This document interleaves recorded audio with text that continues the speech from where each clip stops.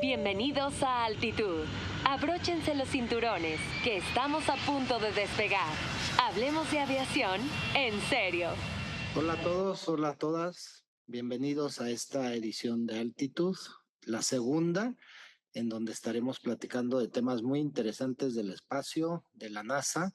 Y como saben, en este episodio, en este segundo episodio, igual que en el primero, nos acompañó Carlos Fontanot, quien estuvo 34 años en la NASA, viendo todos los temas de imágenes de las relaciones públicas de la NASA en Houston, y estuvo también un año enviado por la NASA a Moscú, donde hizo muchos temas de la Estación Internacional Espacial.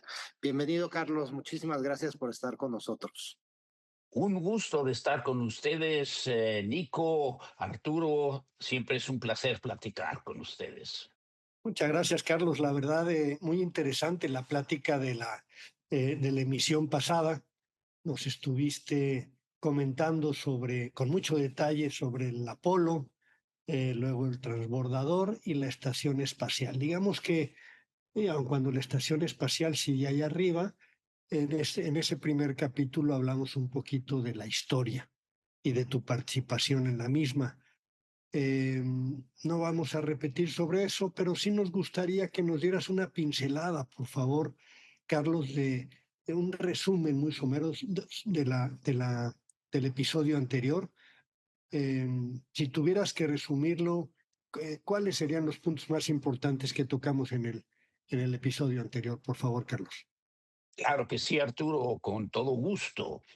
Eh, Hablamos la vez pasada, empezamos por el Apolo y platicamos acerca del gran desafío que el presidente Kennedy le puso a la NASA, donde nos desafiaba a aterrizar en la Luna cuando todavía la NASA no había orbitado ni siquiera la Tierra.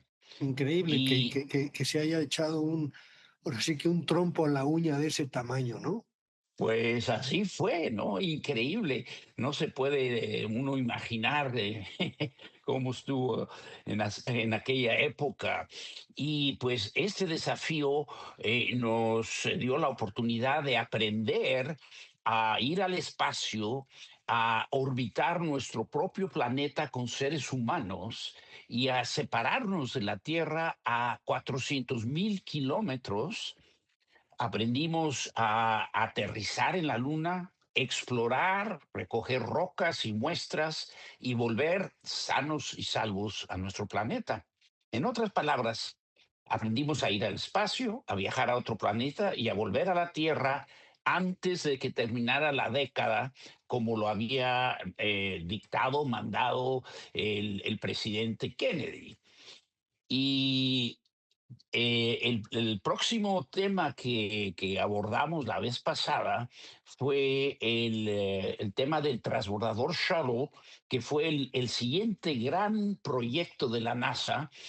Y ese proyecto estuvo vigente, el Shuttle, el transbordador, voló 30 años. Sí, sí. Desde 1981 fue el primer vuelo al espacio y en 2011 terminó ese programa una vez que habíamos terminado la estación espacial.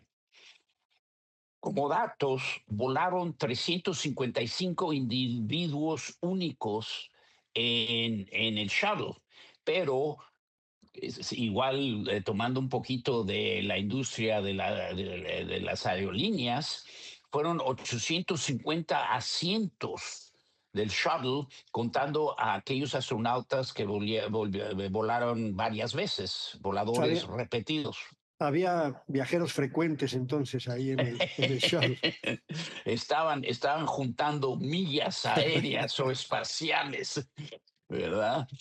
Y este programa nos permitió ir y venir regularmente al espacio y usar los mismos vehículos, porque en el Apolo se usaba pues, los cohetes y las cápsulas una sola vez, pero con Shuttle se usaba el mismo vehículo y iba y venía. Aprendimos a entender los efectos del espacio y de la falta de gravedad en el cuerpo humano, y también tuvimos la oportunidad de aprovechar un laboratorio en el espacio. Con el shuttle empezamos a hacer experimentos de todo tipo. Eran experimentos cortos de algunos días porque la estancia en el espacio del shuttle era únicamente pues de una semana, 10 días, 12 días, máximo 14 días. Y lanzamos también satélites, desde el transbordador para telecomunicaciones, como fue el satélite Morelos.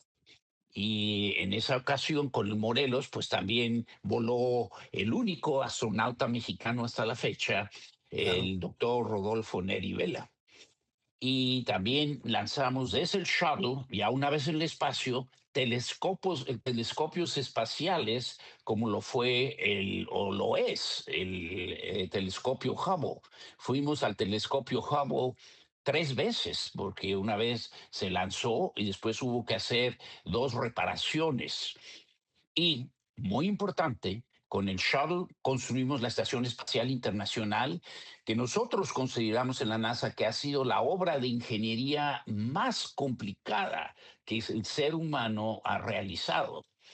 Y muy importante también, nos asociamos con los rusos y atracamos a la Estación Espacial Rusa Mir con el shuttle para intercambiar tripulaciones y para dejar a nuestros astronautas a bordo de la Estación Espacial Mir para aprender largas estancias en el espacio y cómo afectaban a nuestros astronautas.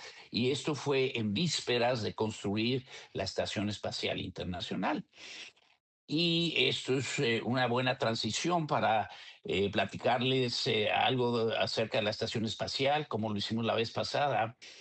Nuestra estación espacial, que es universal, se puede decir, lleva ya más de 25 años de estar tripulada continuamente, lo cual quiere Increíble. decir, sí, si hace 25 años, Arturo, Nico, ha habido humanos fuera de nuestro planeta en el espacio.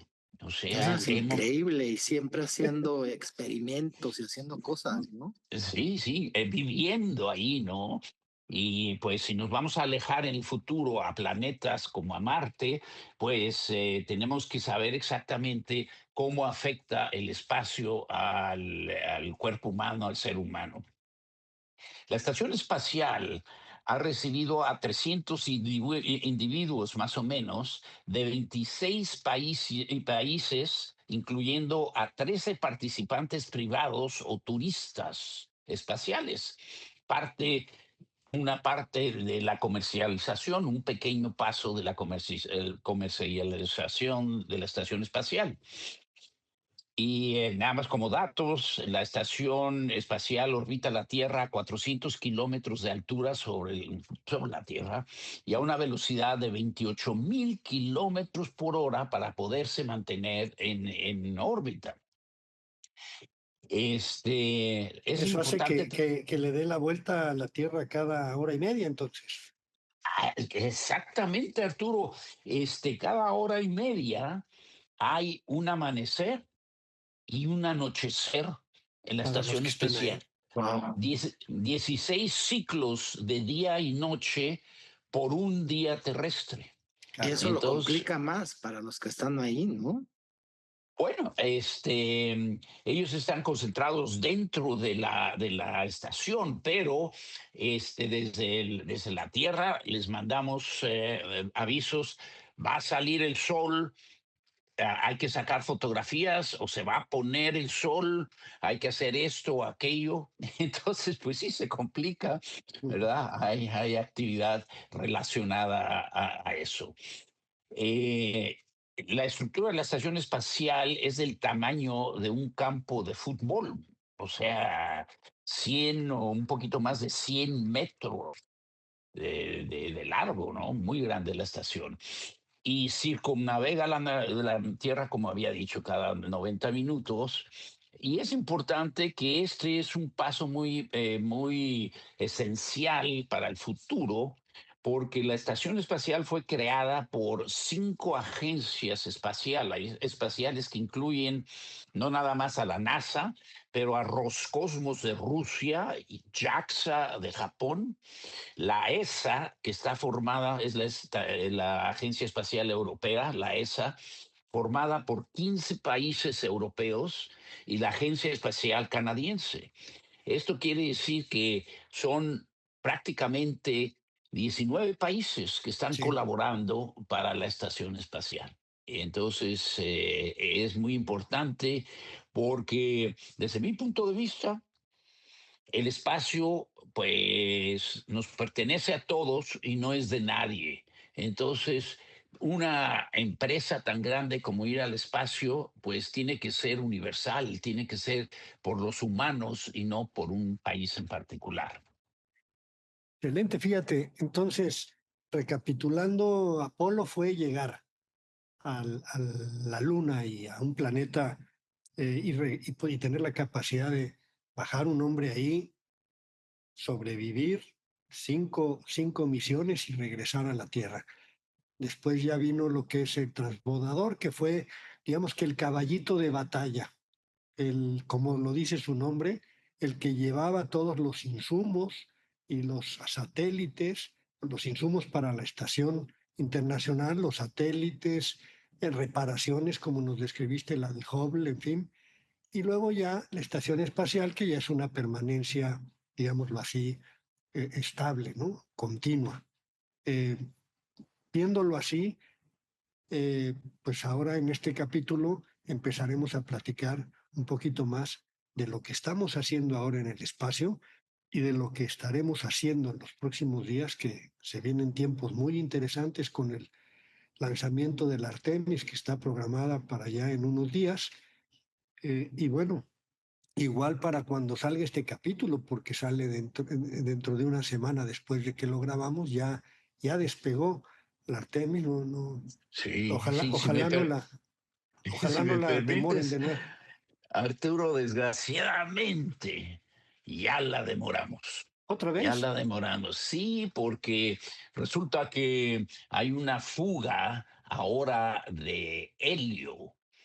Entonces el helio es aún más pequeño que el hidrógeno y desgraciadamente la reparación no va a ser posible en la plataforma de lanzamiento, sino que hay que regresar el gran cohete pesadísimo, Uy, miles uy, de uy. toneladas, hay que regresarlo al edificio de integración y Wow. de ensamblaje para hacer el arreglo. Entonces ya se determinó que lo más pronto que se podrá intentar este lanzamiento será a principios de abril. Entonces, es complicado. El espacio es una Sí, sí, empresa sí. muy complicada, especialmente cuando son vuelos únicos.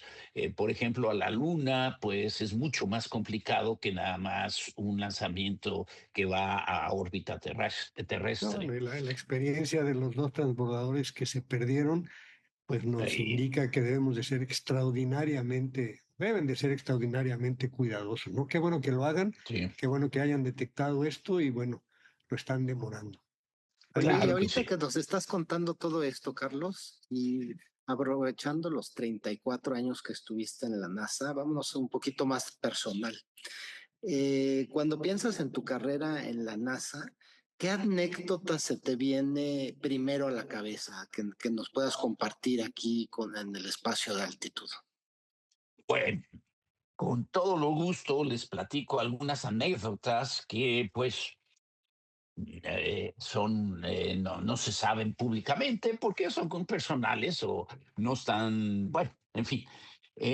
La anécdota en la cual yo pude ser testigo es una anécdota, no voy a mencionar nombres, pero se trata de una entrada balística desde la estación espacial a la Tierra en un vehículo Soyuz. Uno de nuestros astronautas venía en ese vehículo de regreso y los rusos no nos permitían traer casi nada, porque la cápsula es muy pequeña, por la carga, por el espacio. Pero este astronauta, yo lo considero el mejor fotógrafo que ha ido al espacio, un excelente fotógrafo. Y en aquella época, esto fue hace 25, sí, que 20 años, en aquella época todavía sacábamos fotografías en película, en los cartuchitos de película de 35 milímetros, y el video se grababa en cassettes de Super 8 milímetros. Como no le permitían traer sus películas que todavía no se habían revelado y que estaban expuestas a la radiación si se quedaban a bordo, este astronauta se puso los cartuchos de película y las cassettes de video en el torso, se las amarró, se las afianzó con una venda, se puso el traje presurizado y dijo, me llevo mis fotos, me las traigo. Y boom, se suben a la cápsula y hubo un problema con la cápsula. Y entonces, en vez de que la cápsula entrara en una órbita así parabólica, se vino de pique, una entrada balística. Y la tripulación experimentó una fuerza de 9 veces la fuerza de gravedad al Wow. caer la cápsula. Se te atora la lengua en la garganta, no puedes respirar, es un sentimiento horrible, me lo han platicado. Y cayó la cápsula 300 kilómetros más allá de donde debió haber caído. Y en fin, rescataron a la tripulación, se la llevaron a Moscú, al centro de astronautas, y al día siguiente yo fui para ver a este astronauta. Lo íbamos a entrevistar y llegamos y me dice su médico de cabecera, pues mira, Carlos, está despierto este astronauta, pero pues no está listo todavía porque está pues fue muy difícil la entrada, ¿no? Pero déjame ver si quiere platicar con ustedes. Entonces se fue al cuarto del astronauta y el astronauta dijo, sí, claro, tráete a Carlos y al equipo, yo platico con ellos. Y cuando entro a verlo, le digo, oye, ¿cómo está, hombre? Lo que pasó ayer, pero tú eres el mejor fotógrafo y las fotos que ya vimos adelantadas y el video, fantástico. Me dice, Carlos, no me hables de fotografía, no me hables de video, mira nada más. Y se abre la camisa, morado, adolorido, las capsulitas, los videos se le encajaron en el torso Por las 9Gs. por las 9Gs, ¿no? Entonces es una fuerza tremenda de aceleración cuando entras, vas a 28.500 kilómetros por hora y llegas a cero cuando topas a la Tierra, y si vienes en una órbita así, ¡boom! Sí, Eso es lo sí, que sí, sí, sucede. Eso es una anécdota que pues no se ha publicado, algún día se publicará claro. en un libro, supongo. ¿Alguna Y otra, Carlos? otra tiene que ver más o menos con lo mismo, no la voy a hacer tan larga, pero otra falla, otra entrada balística y boom, caen en las estepas kazacas, en el desierto kazaco de Kazajistán, y no había, el equipo de rescate estaba a 300 kilómetros. Y al caer la cápsula, por el calor, por la temperatura, quemó un poquito ahí el pasto, lo que había. En fin, la tripulación pues se recuperó, abrieron la escotilla, se puede abrir por dentro, y salieron a ratas, todos molidos de la caída. Y cuando ya estaban afuera, levantaron la cabeza y ven a la distancia a dos hombres, a dos campesinos.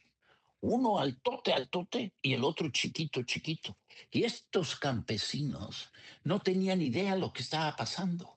De No, pues repente había cae caído algo del espacio, ahora sí, era literalmente. sí, un vehículo de extraterrestres o algo, pensaban ellos asustados. Pero entonces el comandante ruso los llamó y se acercaron y en fin, empezaron a hablar, el comandante hablándoles en ruso, se entendieron y les pide el comandante a los campesinos que si por favor uno de ellos entraba a la cápsula y detrás del asiento de en medio había una caja verde que sacara por favor esa caja que era esencial. El grandote le dice al chiquito, tú estás chiquito, tú métete y saca la caja. Bueno, saca la caja el campesino chiquito. Dentro de la caja venía el teléfono Inmersat satelital, Ajá. que es un equipo de emergencia para casos como este. Saca el teléfono el chiquito y el grandote, el campesino grande, le dice, dámela, dámela. Y toma la caja. Entonces, pues el comandante le dice, muchas gracias, se los agradezco, dame la caja. Y el campesino le dice, niet, niet. Digo, bueno, ¿cómo que no? Dice, niet, dengui, dengui, dame una lana. Finalmente le pasaron la caja, lo convenció el comandante y en fin, hicieron la llamada y ya fuimos a rescatarlos.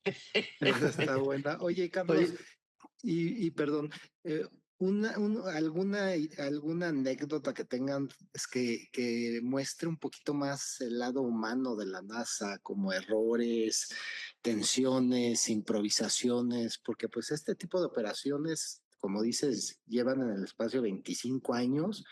24 horas día a día y seguramente hay tensiones y la parte humana sale, ¿no? Entonces, ¿qué nos puedes contar o qué puedes compartir de la NASA aquí con el público? Pues sí, mira, Nico, Arturo, la NASA, como yo había mencionado, es una agencia civil donde prácticamente, pues, todo lo que está relacionado a vuelos, pues, se anuncia, pero cosas personales, pues, se guardan más, ¿verdad? Pero una de las cosas que siempre me impresionó de la NASA es precisamente el carácter humano. Todos somos gente, todos trabajamos, todos estamos dedicados a nuestros proyectos y siempre en la NASA se veía el apoyo entre uno y los otros. Por ejemplo, 24 horas al día, todos los días hay controladores de vuelo que están en las consolas comunicándose con la estación espacial, viéndonos toda la telemetría, asegurándose de que todos los sistemas funcionan. Y pues cuando te tocó el turno del sábado en la noche al domingo en la mañana o del domingo en la noche al lunes, pues son difíciles los turnos. Entonces, nunca ha habido problemas de cubrir esos turnos porque se intercambian, se apoyan y es una camaradería estupenda en la NASA. No, el apoyo a las familias de los astronautas es también, vale la pena mencionarlo, porque la NASA provee a una persona especial que se hace cargo de que las familias tengan todo lo que necesitan, de que hay que llevar a los niños a la escuela, de que hay que apoyar a las esposas o a los esposos, de que pues hay que llevarlos al médico, todo eso, la NASA lo provee, los empleados lo proveen. Y es un ambiente fantástico y vale la pena. Esto es conocimiento público. En otros lugares tal vez no sea así, pero la gente que trabaja en la NASA no trabaja allí por algún sueldo lucrativo. Los sueldos en la NASA son regulares. Un astronauta no es un millonario.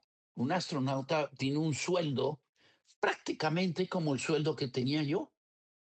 Entonces, no es por el dinero, no es por lo que puede uno extraer de la NASA, sino que es por la dedicación, por el interés, por el desarrollo del espacio.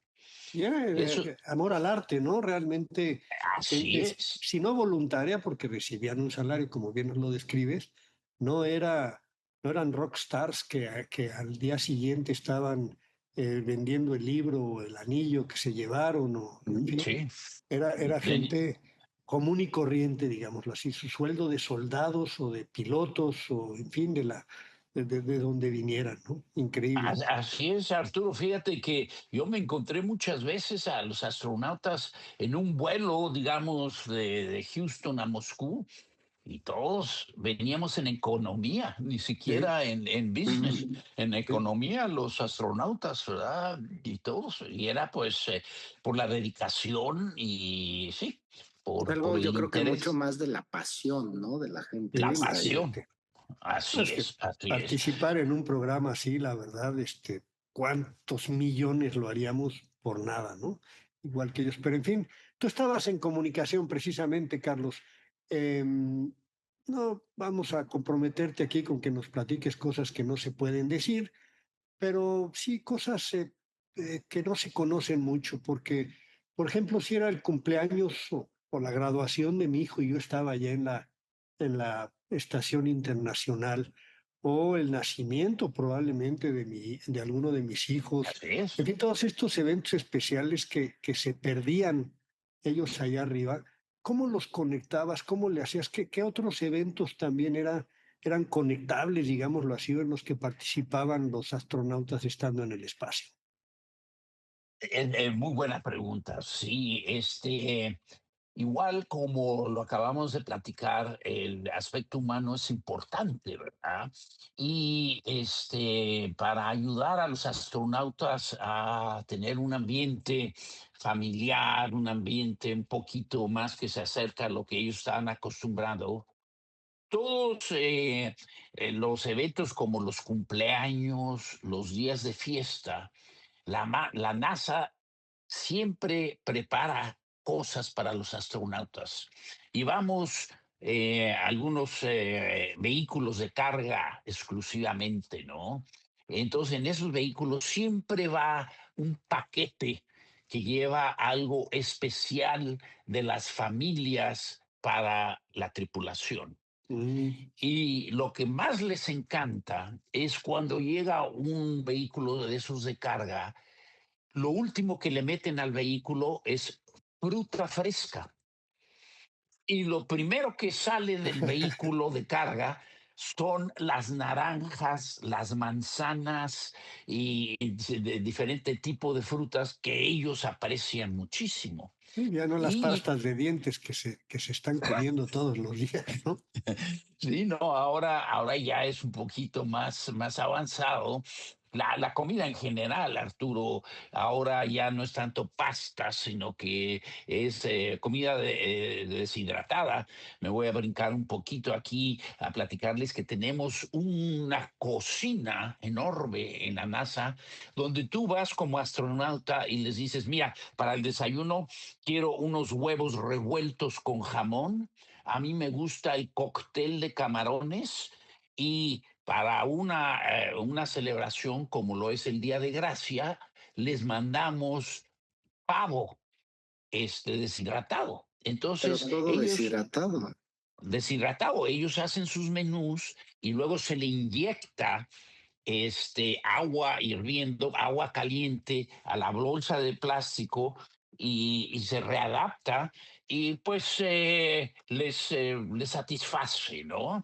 Y, por ejemplo, una de las cosas que nos dicen los astronautas es que les encanta el chile y las salsas picantes.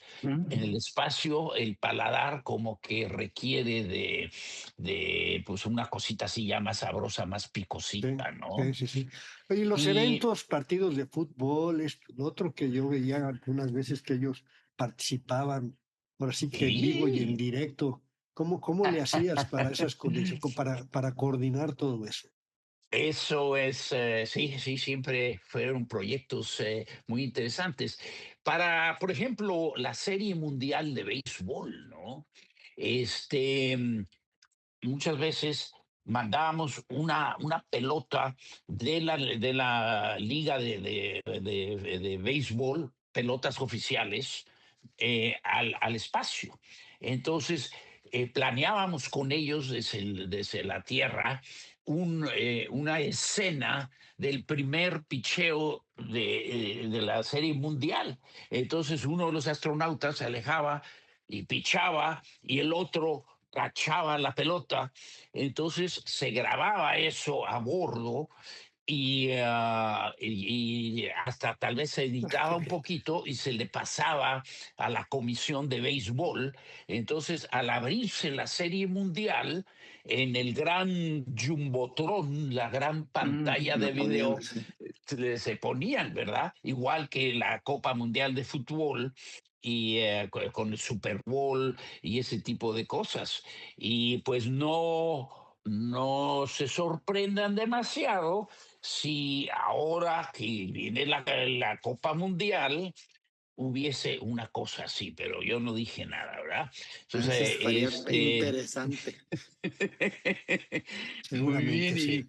y sí, cosas, pues hay algunos aspectos donde pues no se publica todo esto hasta el momento preciso, ¿no? Por ejemplo, la asignación de tripulaciones. O si hay algún cambio imprevisto de una tripulación, nosotros, pues como éramos comunicaciones, relaciones públicas, toda esa información siempre la manejamos con mucho cuidado porque debe ser preciso el momento donde se anuncian las Claro. cosas.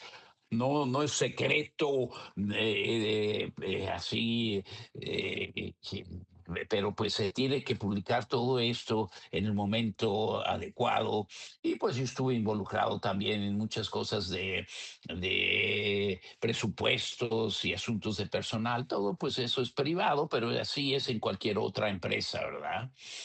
Oye, Carlos, Carlos, hace poquito, perdón. perdón, Nico, Sí, sí. acaban de regresar, pues prácticamente toda la tripulación enferma hace unos días. Eh, ¿Qué Mm, pasaba en estos casos, no? Si alguien se enfermaba ya, cambios sí, imprevistos, etcétera. Eh, pues sí, sí, mira, Arturo, en los 25 años que llevamos tripulación a bordo, nunca había habido una situación donde algún tripulante se enfermara y tuviera que acortarse la misión. Eso sucedió ahora, hace un par de meses, el mes pasado. Y esto naturalmente, todo lo que tiene que ver con la salud de un tripulante no se publica, no se ni siquiera Son datos identifica personales, ¿no? Ujú. personales médicos, ¿no? Ni siquiera se identifica quién es el tripulante que pudo haber tenido pues algo, no se, no se sabe si fue una cosa de que se haya lastimado. Obviamente no fue así porque todos los tripulantes salieron caminando. sí, Pudo haber sido una cosa interna, pero pues eso no se sabe. Y eso son cosas que se mantienen siempre pues personales y privadas, ¿no? claro, claro.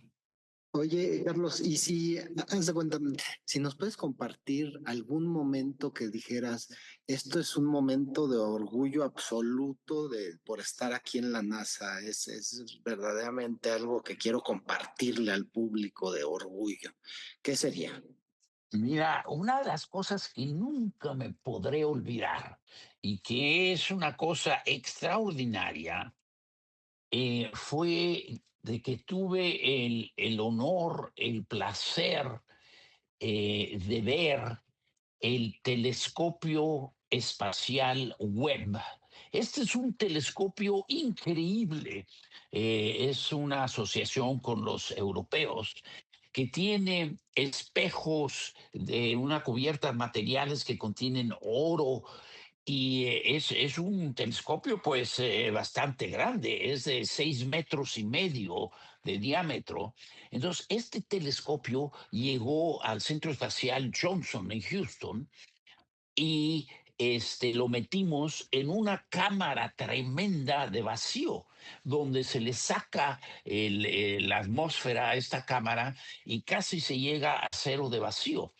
Y ahí se metió este telescopio, venía doblado las partes de los espejos y de los lentes dobladas una sobre la otra. Y y se metió a la cámara y se abrió el telescopio y se puso a temperaturas muy altas, muy bajas, al vacío, para comprobar de que este telescopio estuviera funcionando bien. Increíble verlo y luego ver cómo lo volvían a doblar, lo volvían a empaquetar y a meter en unos contenedores que cupieran en el cohete. Y luego se transportó nuevamente a otro centro de la NASA, se transportó a Guayana, donde se puso a bordo de un cohete Ariane 5 de los europeos. Y este telescopio está ahora a 1.500.000 kilómetros de la Tierra, en un punto Lagrange, no sé cómo se llama esto en español, pero es un punto de cero gravedad, donde la gravedad de la Luna, más bien del Sol, de la Tierra, de la Luna también, Tierra y Sol más bien, se cancelan. Entonces, en ese punto, el telescopio puede estar muy estable y ha tomado unas imágenes extraordinarias de del espacio profundo. Y al ver el telescopio en persona y luego ver el resultado de ese Claro, telescopio claro. es muy impresionante, algo que nunca olvidaré. Lo mismo también con las misiones del telescopio Hubble, ¿verdad? Que uno decía, no, ¿cómo vamos a arreglar la miopía del Hubble? Porque estaba miope el Hubble y le tuvimos que poner lentes. ¿Cómo lo iban a arreglar? Pues mira las imágenes que está sacando. Entonces, esos son, recuerdos que siempre llevaré y que te hacen sentir parte del equipo, de lo que estás Claro. tú siempre muy orgulloso. Bien, Carlos, bueno, ya saltando al presente, ya sabemos que hoy el espacio ya no es exclusivo del Estado. Desde tu punto de vista, ¿cuándo cambió este modelo? ¿Cuándo pasamos de ser eminentemente eh, esfuerzos gubernamentales a que ahora ya son iniciativas privadas, algunos de ellos? Eso fue un paso lógico. Al empezar la carrera espacial, al ir a la Luna, al construir equipos como lo fue el Shuttle, son carísimos. Son recursos que al principio una empresa pues no tiene los recursos, tiene que ser un gobierno que tiene no nada más el dinero, sino que el personal, la influencia, y así fue en el Apolo. Y después también, y ayudó a establecer tecnología, a aprender, a hacer las cosas más baratas, y entonces fuimos progresando, y todavía era pues bastante caro sostener esos programas, por ejemplo, con el Shuttle.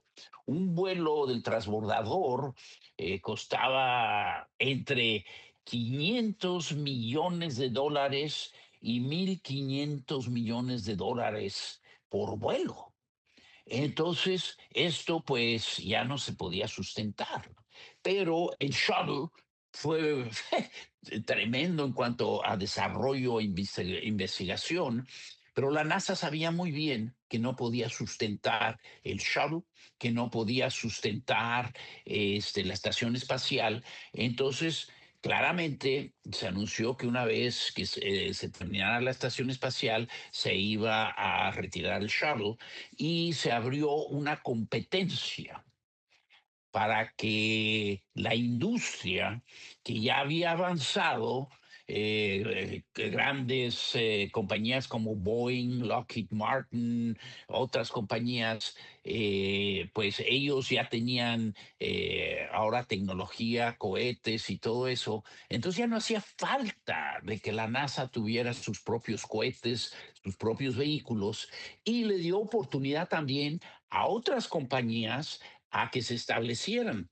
Entonces, por ejemplo, se presenta nuestro amigo Elon Musk y en el año 2002 funda él una compañía de cohetes espaciales sin tener experiencia, pero teniendo este conocimiento.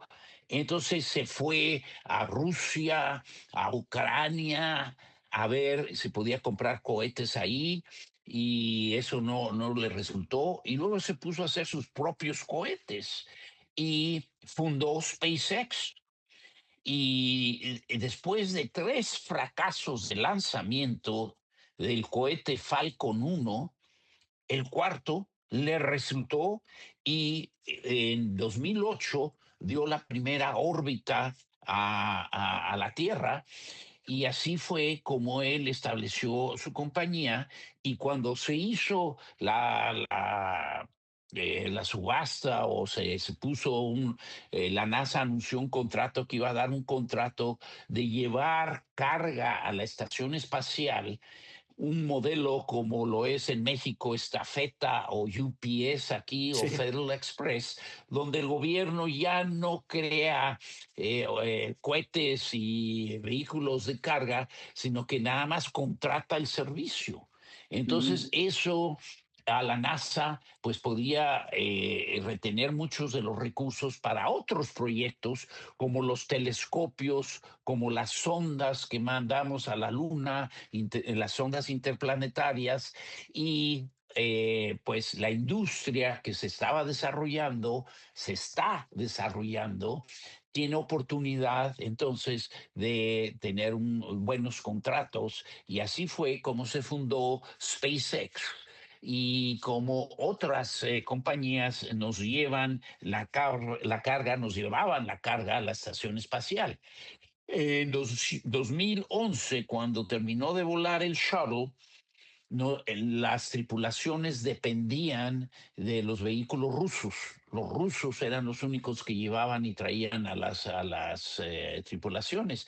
Entonces la NASA también puso a concurso un contrato de llevar pasajeros a la estación espacial con el modelo de Uber o de taxi, como quien dice. Sí. Entonces, ahí compiten dos compañías, nuevamente Elon Musk y Boeing. Y ellos son los que tienen los contratos de llevar y traer a nuestras Los tripulaciones. astronautas. Pero ¿Sí? también además con una economía, em, con un aspecto económico muy vigilado, ¿no? Porque si no me equivoco, ya prácticamente todo es reutilizable, cosa que con la NASA, como nos describiste, no todo lo era. El transbordador sí lo era, pero no sé, ahora casi todo es úsese y vuélvase a usar, ¿no? Es un concepto increíble, Arturo, increíble lo que SpaceX hace. Después pues, empezar a hacer vuelos con su cohete que se llama Falcon, eh, se dieron cuenta desde un principio de que se podían reusar los cohetes, las partes, la primera etapa o la primera parte del cohete, que es la que lleva el combustible, la mayor cantidad de combustible, es una etapa pues muy grande, es una sección muy grande, y esa sección se lleva el cohete a órbita.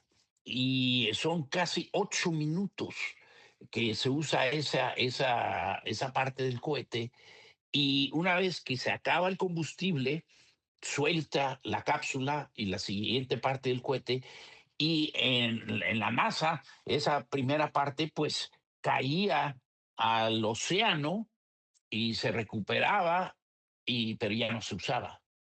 SpaceX, lo que hacen es mantienen todavía combustible dentro de esa primera sección, y al estar cayendo a la Tierra, inmediatamente empiezan los chorros, los jets, los motores, a estabilizar el cohete, a meterlo en una trayectoria que lo lleva directamente a una barcaza.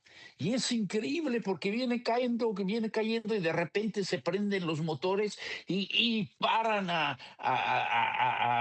esta sección, Sí, la y atrapa. se abren las Las patas, trae unas compuestas. patas y se para en la barcaza.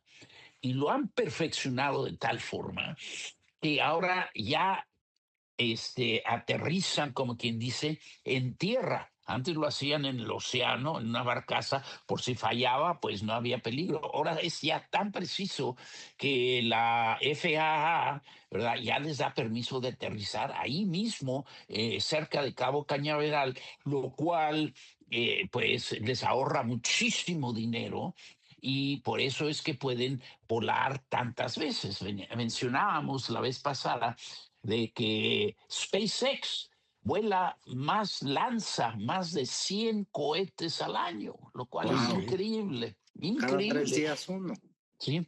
Y no nada más, rehusan los cohetes, sino que también vuelven a usar las cápsulas que llegan a la estación espacial, los vehículos de carga y los vehículos donde llevan a las tripulaciones, porque esos vehículos traen, especialmente el de carga, que no es el caso con otras compañías, traen un escudo térmico que protege de la gran calor, de la gran fricción, al entrar la cápsula nuevamente a la atmósfera.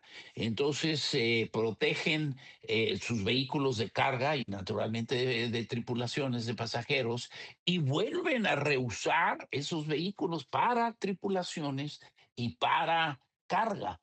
Hay vehículos, hay cápsulas que ya las han usado 10, 12 veces, y eso Sí, sí. reduce el costo, y pueden ellos competir comercialmente y comercializar el espacio. Entonces esto lo vio la NASA como una oportunidad, no tanto como una competencia ni nada que se le parezca. Realmente es Como un complemento, sí, ¿no? una Ujú, sociedad, ujú, ¿no? ujú. Sí.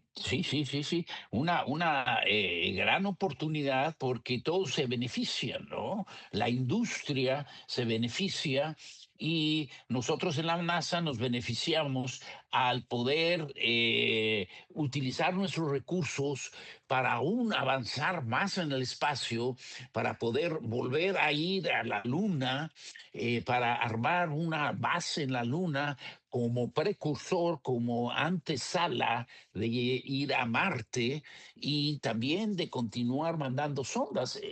Últimamente estamos mandando sondas directamente al Sol para estudiar el Sol. Si se imagina uno las temperaturas, las condiciones en un área ya más cercana al Sol, pues es muy difícil de imaginarse, pero es lo que estamos haciendo, y estamos recolectando datos de esas ondas, y eso pues nuevamente es muy costoso, pero Se utilizamos hace los con la recursos. alianza que se tiene, ¿no? Oye, Así es, así es. y platícanos este concepto de astronautas privados, Carlos, ¿qué significa o en qué consiste? Mira, Arturo, Nico, pues como ser humano y aventurero, pues nos lanzamos a hacer así cosas espectaculares, desde esquiar en una montaña hasta otras cosas, paracaídas y todo eso, y pues tal vez hasta a ustedes les gustaría algún día ir al espacio, y eso ya es posible sin tener que ser necesariamente un astronauta profesional de la NASA. ¿Qué es un astronauta? Bueno, se dice que un astronauta es el que llega al espacio. ¿Dónde empieza el espacio? El espacio empieza como a unos 100 kilómetros, un poquito de menos de 100 kilómetros de la superficie de la Tierra. Ahí es donde empieza el espacio. Entonces, han habido ya varios astronautas privados donde han volado a órbitas suborbitales, o sea, órbitas donde llegan a 100 kilómetros o un poquito más, se mantienen ahí, flotan unos 5 o 10 minutos y vuelve a caer el vehículo. Y ha habido ya cientos de astronautas privados, pero la mayoría de ellos son vuelos suborbitales. Ok, Sin embargo, ha habido también astronautas que han ido y han estado en órbita y los hemos recibido en la estación espacial con arreglos comerciales, con compañías que están adentrándose al espacio, que están aprendiendo a entrenar a astronautas privados llevan a gente al espacio, cuesta muchísimo dinero, pero ya es posible hacer eso.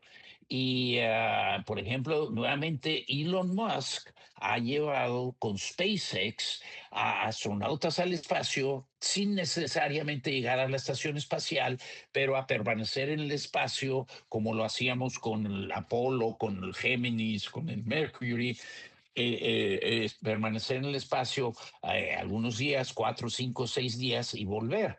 Entonces, nuevamente, cuesta muchísimo dinero, sin embargo, ya es posible y dentro de 10, 15, 20 años, mucha más gente va a poder ir al espacio, ¿verdad? habrá Oye, que Carlos, ponerse a y ahorrar porque debe sí, ser carísimo, pero bueno, lo Hay que intentaremos. ser exacto. millonario. Sí, Oye, vayan juntando. aparte de todo esto del turismo del espacio que nos estás contando, de llevar a la gente al espacio y todo, también ha habido desarrollo en otras partes de la industria, ¿no? Por ejemplo, lo de Starlink que ha hecho eh, este señor Elon Musk y todo, también ha sido por esta cooperación, ¿no? Absolutamente, sí. Y que ha Eh, estado creciendo cada vez más, ¿no? Vemos ya en los aviones que ya hay internet con Starlink, en las casas, en los botes y que te llevas tu antenita, todas estas eficiencias. es increíble lo que ha hecho este amigo, Elon Musk. Tradicionalmente, hace 20 años, una cosa así, la telefonía empezó a usar satélites geoestacionarios para rebotar la señal telefónica de un continente a la otra.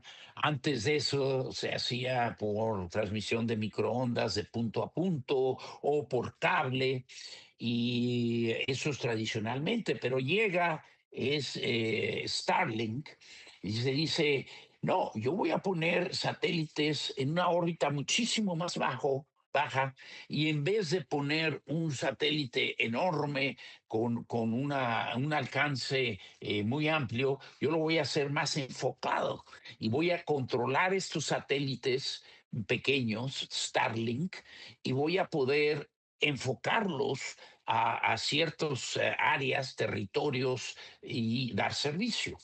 Y con sus cohetes, por eso es que está lanzando SpaceX tantos cohetes, porque llevan pequeños satélites Starlink y los coloca en diferentes partes del mundo y ya cubre prácticamente todo el mundo, donde el consumidor puede comprar una antenita muy eficiente ya a un precio que pues ya no, ya se puede pagar, ¿no? Especialmente si te encuentras, por ejemplo, en un lugar remoto, en alguna Ujú. montaña, o te encuentras en la playa, o te Y encuentras es, en un bote, ¿no? y En es una lancha. movible, ¿no? Como estás diciendo, por ejemplo, Horrible. yo tengo una antenita un lugar en Yucatán y la puedo traer a México y me la puedo llevar y siempre es la misma, es súper eficiente de manera que antes no pensábamos que lo podíamos hacer así, ¿no?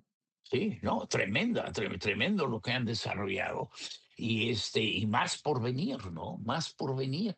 En otras industrias de la cibernética, de los datos, hay ahora indicaciones de que van a tratar de poner centros de datos en el espacio. O sea, guardar todo lo que es la nube ya no en Después, centros terrestres, sino que en el espacio, ¿no? Y uno se dice, no, ¿cómo van a hacer eso? Bueno, pues mi ¿cómo pensaban? OneDrive ya va a estar en el espacio, tal vez. Ah, así es, Nico. Se vienen muchas cosas precisamente derivadas de lo que estamos haciendo en el espacio. Y la NASA ahora, ya el modelo de la NASA, nosotros ya no estamos desarrollando, construyendo, fabricando equipo propio. Eso ya se lo estamos dejando a la industria que se ha creado por lo que nosotros en antaño, hace 20, 30, 40, 50 años, desarrollamos, que son los Sí, cohetes, que son sí, los sí, sí. vehículos espaciales. Lo Y, está y- haciendo la industria. Ujú.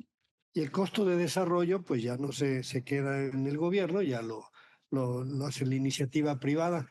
Y bueno, estos esfuerzos como Starlink, que tiene 10.000 satélites, algo así, no sé, 10 millones de suscripciones, como nos decías. eh, Sí, y bueno, pasemos ahora al tema del momento. Ya diste un anticipo. Yo pensé que sí íbamos a poder ver el Artemis despegar a principios de marzo, pero eh, desgra- me estás diciendo y le estás diciendo a nuestro público que no, que esto será, si bien nos va En hasta abril. principios de abril, pues sí. seguiremos esperando porque regresamos a la Luna con Artemis. No este año, pero sí se vuelve a retomar este esfuerzo. Desde que alguien vivió el Apolo y todos lo recordamos con los que tenemos la edad para haberlo vivido, ¿qué es distinto entre Apolo y Artemis? ¿Cuáles serían las diferencias principales, Carlos? Eh, Como habíamos platicado al principio de la charla hoy hace unos minutos, el Apolo tenía unas metas muy bien definidas que expuso el presidente Kennedy. Llegar a la Luna, plantar pie y volver. Y eso se hizo. Llegaron 6 Apolos tripulados a la Luna, bajaron 12 astronautas y terminó el programa. Estaba bien definido.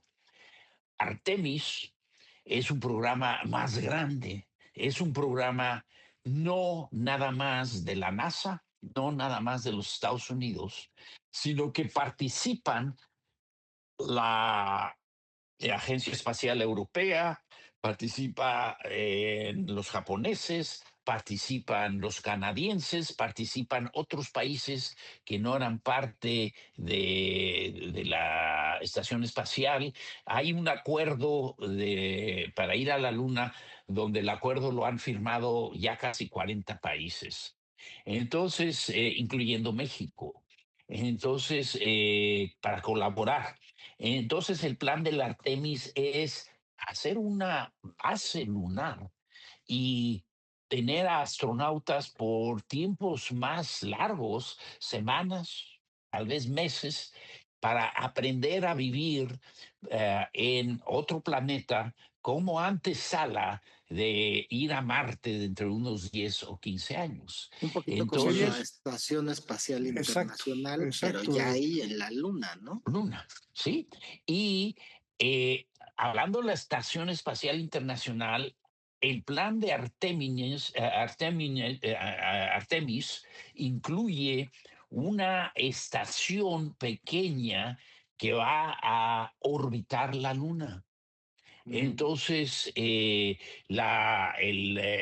proyecto dice que llega la cápsula Orión, se llama Orión, y se atraca a esta estación espacial que se llama Gateway, y de ahí en Gateway hay un vehículo lunar de aterrizaje donde los astronautas bajan a la luna, hacen sus actividades al principio y vuelven a la estación Gateway, y de ahí se suben al Orión y vuelven a la Tierra. Eso es el interim hasta que haya ya una base lunar. Ahora, esto es complicadísimo, construir esta estación espacial alrededor de la Luna, y hay otras variantes del programa Artemis. Una de ellas es con Blue Origin, que es la compañía de Bezos, y también con SpaceX, donde ellos proponen que volemos similar a lo que se hizo con el Apolo y lleguemos directamente a la Luna, y ahí es donde primero salen los astronautas de la cápsula y ya habrá una base. Entonces todo esto se está todavía reconsiderando mientras ya empezamos a volar al espacio con el Artemis. Entonces va a haber todavía competencias comerciales para ver cuál de esos planes que acabo de mencionar se va a realizar y se va a seguir adelante para volver a la Luna. Y Entonces, ahí, todo es Carlos, entonces, ¿cuál sería la idea de este proyecto de Artemis? Digamos que colonizar la Luna o utilizar la Luna como una base intermedia para de ahí salir hacia Marte, es decir, ahí en la Luna construirían o ensamblarían el cohete que eventualmente llevaría al hombre a Marte. ¿Por qué no ir de la Tierra a Marte? ¿Esto es físicamente imposible o por qué la escala, digamos así? muy bien, muy bien.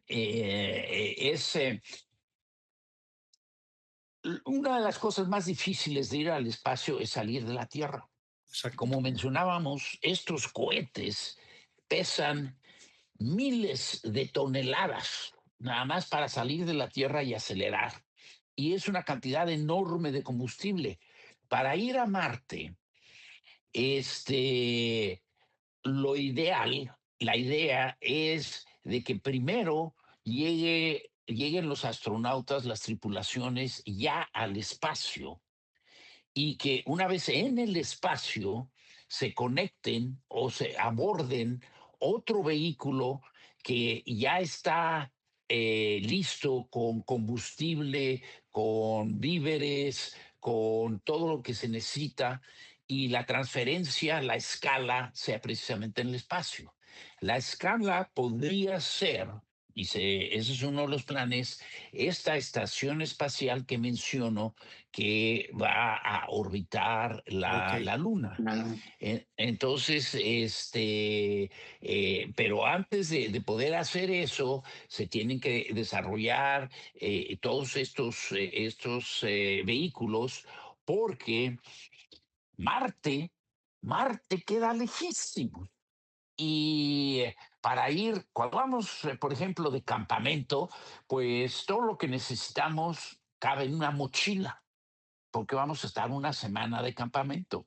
Pero si vamos a estar cerca de 2 años como ser humano en el espacio, vamos a ir a Marte, vamos a estar en Marte medio año o más y volver a la Tierra, necesitamos oxígeno, agua, víveres, Sí, qué necesitamos un bárbaro. hábitat. Entonces todo eso no puede ir en un vehículo. Entonces sí, como decías Arturo, Nico, necesitamos hacer escala en el espacio para poder de ahí lanzarnos a Marte con diferentes vehículos, con tal vez una base que ya esté armada, en fin, y todavía hay mucho, mucho que resolver y mucho que aprender, porque una de las preocupaciones mayores es la radiación que existe. A nosotros aquí en la Tierra, los seres humanos, nuestra gran atmósfera, digo gran, no es tan grande, pero nuestra atmósfera absorbe esa radiación. por eso es que podemos vivir.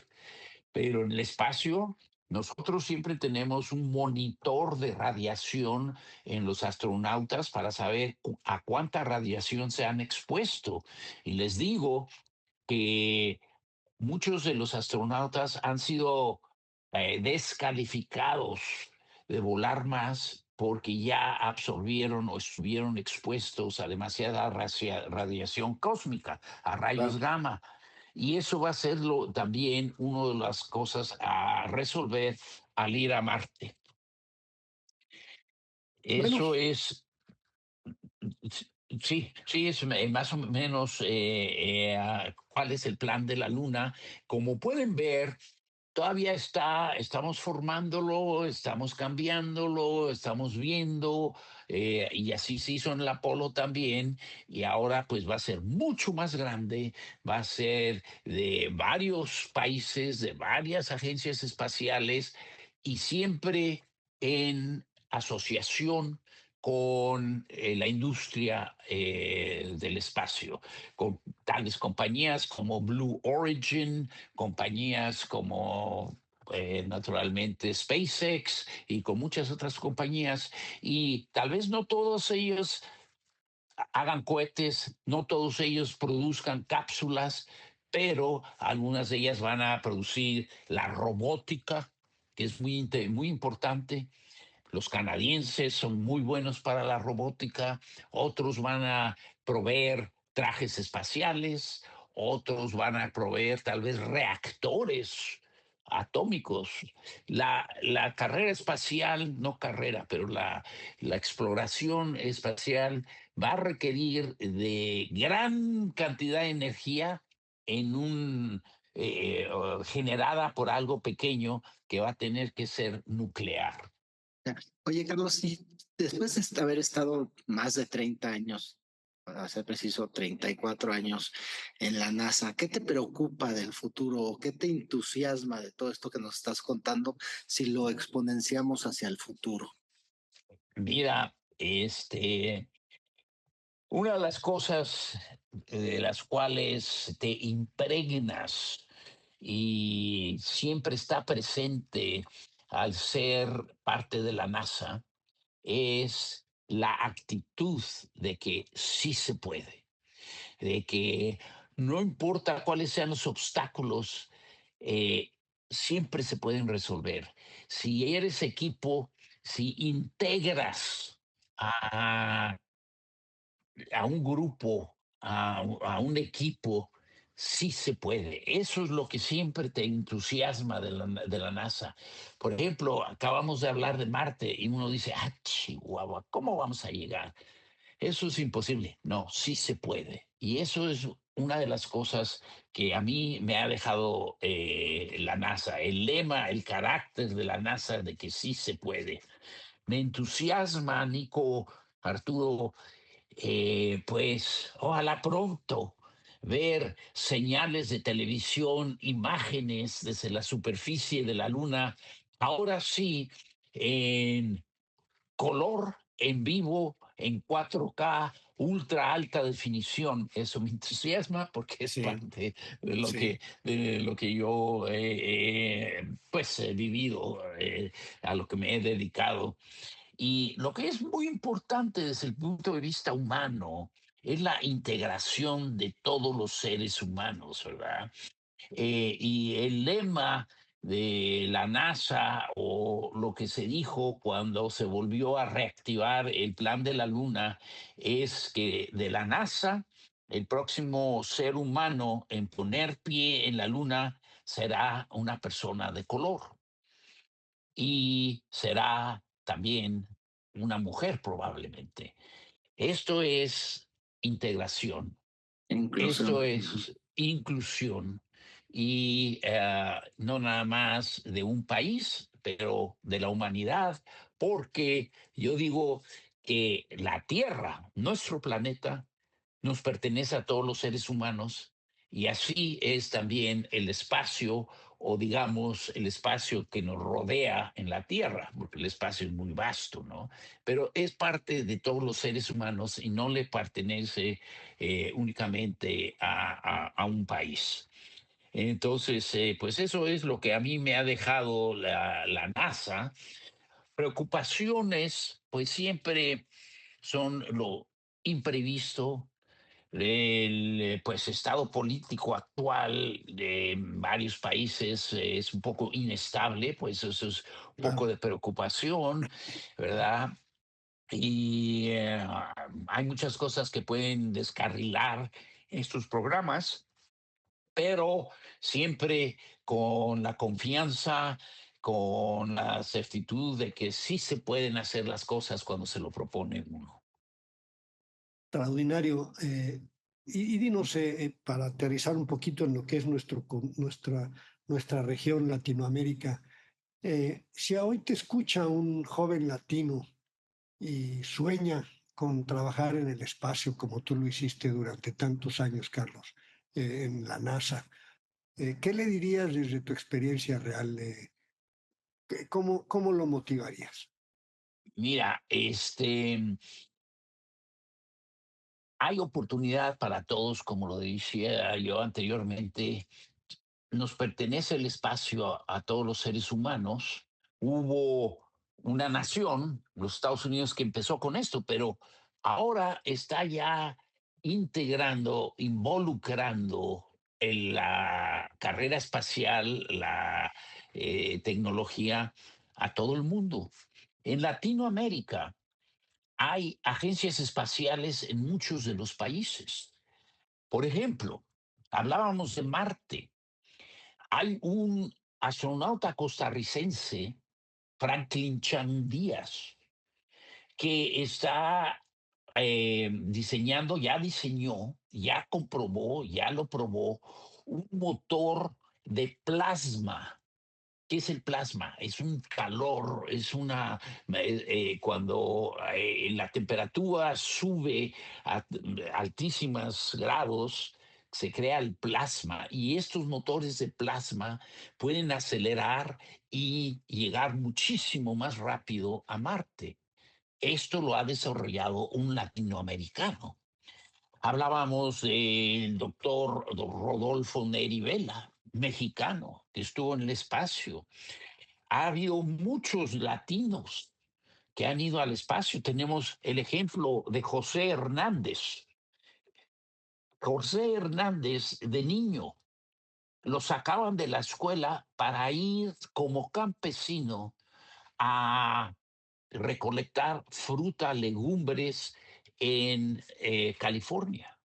Llegó a ser astronauta por el interés de que tuvo por el trabajo.